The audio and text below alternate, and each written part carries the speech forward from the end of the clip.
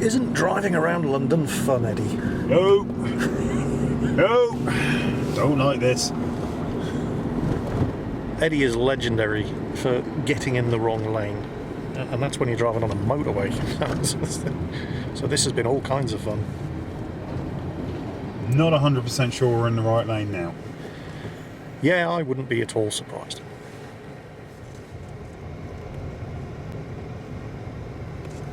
I would say that.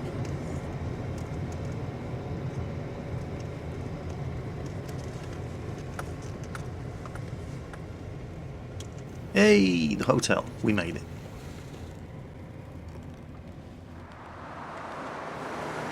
I don't know what everybody was making a fuss about. You'd think they'd never seen a stormtrooper before. And a short stroll through Kensington and Earls Court later, we finally arrive here at the Earls Court Exhibition Centre for the EGX show, London 2014.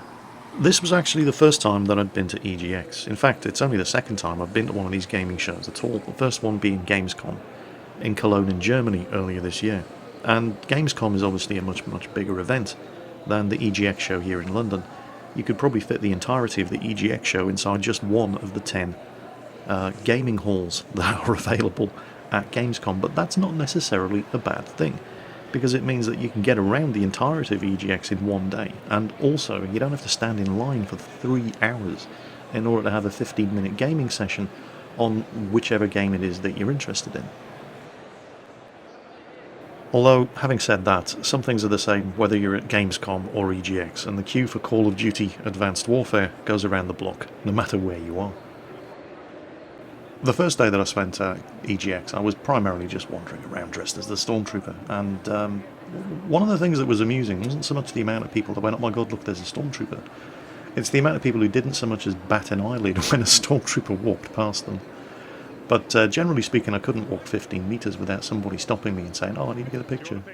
Which was great, you know. You don't go to one of these events dressed in a costume like this if you're not prepared to have people stop and ask to have their picture taken with you. And it was, you know, it was a lot of fun. And this isn't just the first time I've ever done cosplay at one of these events. This was the first time I'd ever put this costume on. So it's kind of lucky that it fitted. But the thing about a Stormtrooper costume is it just doesn't matter how old, bald and fat you might be in real life. The second you put this costume on, you become awesome. And this was a lot of fun. And I'm definitely going to be doing this again at future gaming conventions. Look at that. Now, who do you think this picture was for? The baby or the guy carrying the baby? Unfortunately, my Stormtrooper voice modulator hadn't arrived in time, so we just had to improvise. Move along. Move along. Okie doke. Shut the camera off. Yeah, shut it off. Shut it off. Yeah, I was having a lot of fun dressed as a Stormtrooper at EGX, although I think if I ever do this again, it's probably going to be in a costume that allows me to actually see what I'm doing, breathe properly, and be able to sit down and go to the bathroom during the day. Just to give you an idea of what this was actually like from my perspective, imagine you're playing a nighttime level of Call of Duty, and you're using night vision goggles, so everything's in green, and it's narrowed to a slit, and it's all steamed up. But it was totally worth it. Even so, uncomfortable, and so when I did get recognised by somebody, it was a relief to actually be able to take the helmet off. Anyway, enough about the Stormtrooper costume. I mean, the cosplay at EGX was big this year. It was bigger than it was last year. But EGX is primarily about the games. And if you're interested in the cosplay stuff, I do have another cosplay video up. Link in the video description. What most people are coming to the EGX show for is to have a look at the games. And there were plenty of games here. They had a board game area where you could sit down, relax, and play some classic strategy, role-playing, whatever, tabletop board games. Just on from the board game section was a digital art group dedicated to promoting the computer game industry in Guildford here in the UK. And they were basically just grabbing anything interesting that moved, standing them in a corner and drawing pictures of them. And also inviting members of the public to have a go as well. So Eddie had a shot. What are you drawing, Eddie? Eddie, what is it? What do you mean you don't know? After Eddie had gotten all that expressionism out of the system, it was on to the Retro Gaming Centre, and they had some absolute gem console classics here. Nintendo Entertainment Systems, Super Famicoms, the Sega Genesis, or Sega Mega Drive as it was known in Europe. Some of these machines I don't even recognise. What the hell is that? Is that an Atari Jaguar? Wow. I didn't think they ever sold any of those. And look at this. You know, I'm not even old enough to know what that is, and I had an Atari 2600. They had all kinds of games consoles here, practically every single console that was available on the European market, and consoles that were only available on the Japanese market. And they're all here.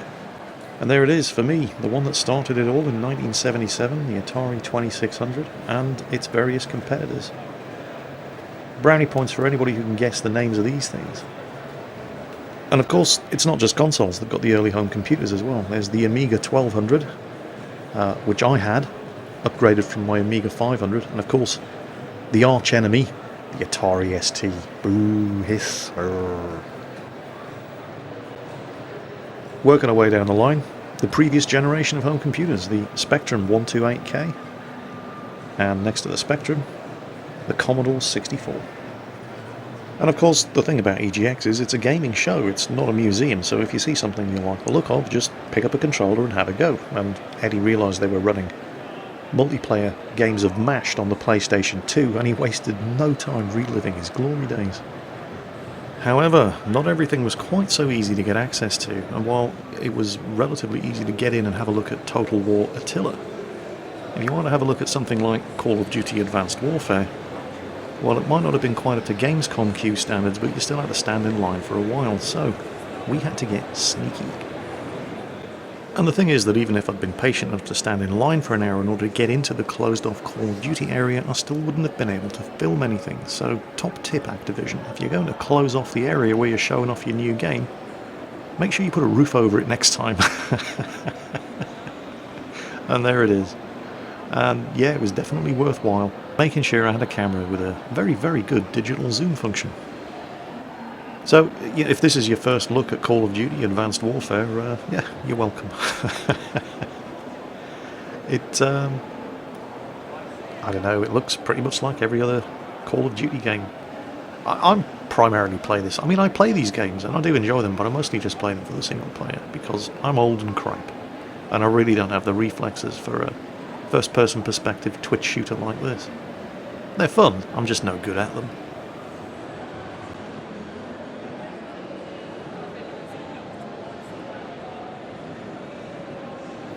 Another game that I enjoyed was Far Cry 3, and with Far Cry 4 coming out on the 18th of November, I'm probably going to have to get my finger out and actually finish Far Cry 3.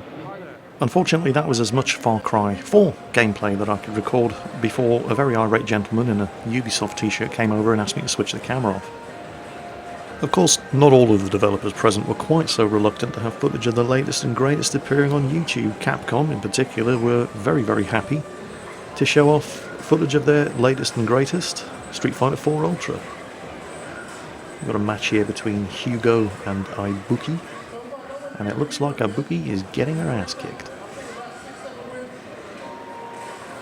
Oh yeah, that's going to leave a mark. So, Street Fighter 4 Ultra from Capcom. Not really my cup of tea, however, but you know, if you're into this sort of thing, that's absolutely fine.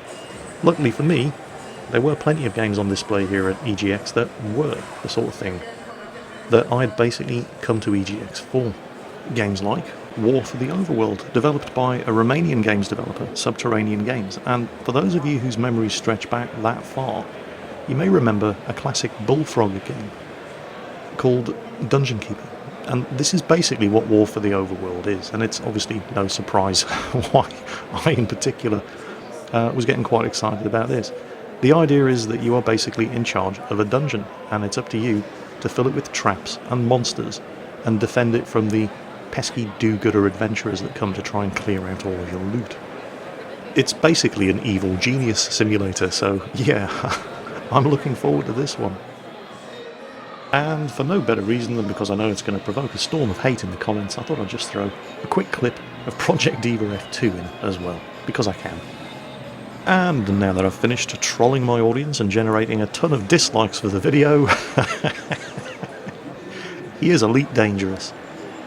Frontier Developments had one hell of an impressive display area for their new game.